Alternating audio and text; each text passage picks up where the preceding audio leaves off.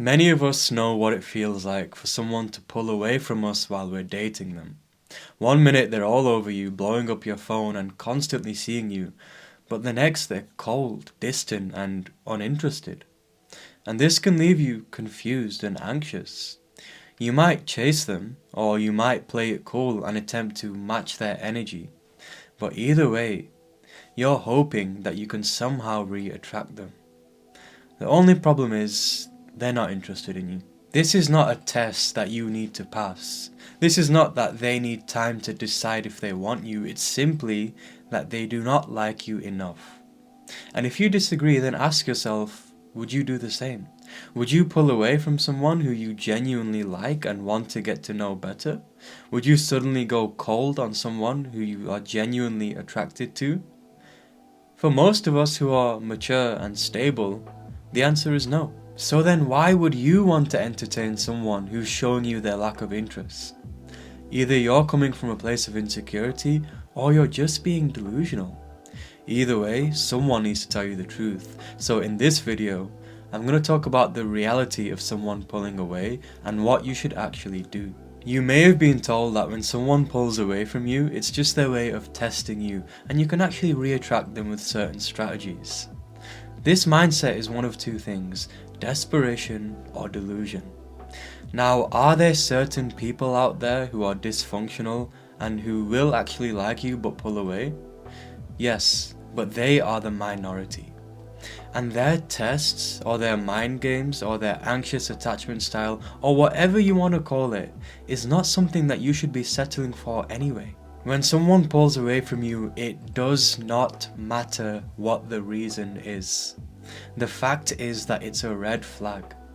And if you are going to tolerate it, especially early on in dating or when you're getting to know them, then you're in for one hell of a toxic cycle if you actually get in a relationship with this person. Look, someone who actually wants you, or even just wants to get to know you early on in dating, is not going to randomly pull away from you and leave you second guessing. And if they do, then you can safely assume that they are not interested and find someone else who is. End of story. Now, although most people online tell you not to chase them, which I totally agree with, what I find funny is that you also have these experts and coaches who kind of imply that you can win them back with certain strategies. So even if they tell you to act calm and play it cool or match their energy, they also say that just wait for them to come back and wait for them to reach out again.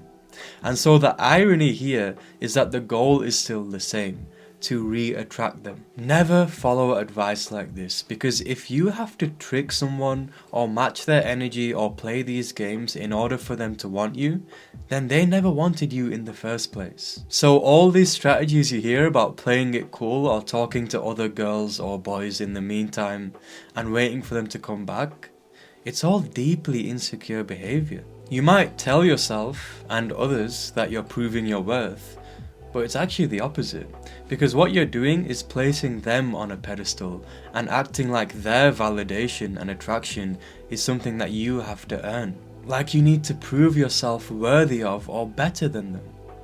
Does that sound like something a secure and self-respecting person would do? Of course not. When someone shows you that they're not interested in you, just believe them. If you feel the need to keep their attraction and attention on you, then it's already done. This is why the only right response to someone pulling away from you is to move on immediately, which should be easy because people will show you early on their levels of interest, and chances are they can't fake it for long, unless you're just really bad at seeing red flags. The difference here though in what I'm saying is that you're not doing this to prove a point to anyone, and you're not doing it to re-attract this person. If you feel the need to walk around and say to everyone, yeah, I've got so much self-respect that I'll walk away from them, then I'm sorry, but you've got your own insecurities that you need to deal with. An ideal response to being ghosted or love-bombed or pushed away or whatever you want to call it is to just simply move on. There's no ego that comes in, there's no need to prove anything.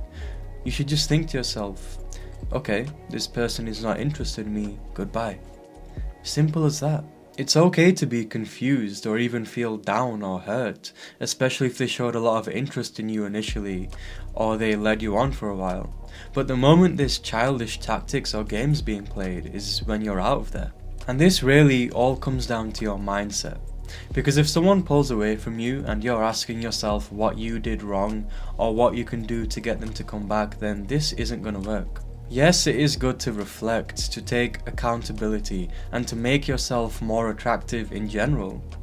But over-analyzing things that are outside of your control will only keep you stuck in this cycle of insecurity and self-doubt. The only question you should be asking yourself here is, why would I want someone who does not want me? Or at least is not capable of showing me it. I've said this before and I'll say it again, dating should be simple. You both meet, you're attracted to each other, you have similar goals and values, and the rest is history.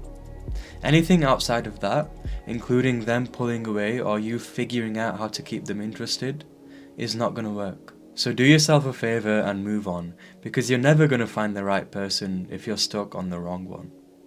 That's all for this video. I hope you could find some value from it, and if you enjoyed, please leave a like and subscribe for more. I'll see you in my next one.